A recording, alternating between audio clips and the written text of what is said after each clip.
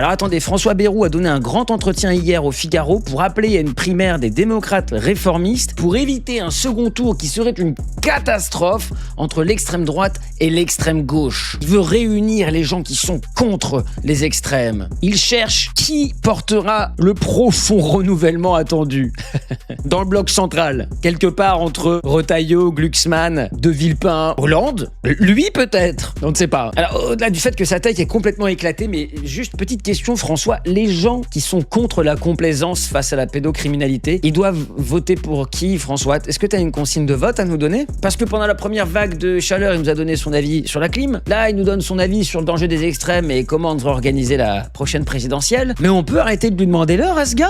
Il parle du danger des extrêmes, mais on en parle du danger qu'il a été, lui, avec l'affaire Betaram. Le danger que ce genre de personnage représente pour les enfants qui ont été victimes de violences et plus largement pour notre démocratie et qui osent aujourd'hui se poser en tant que victimes.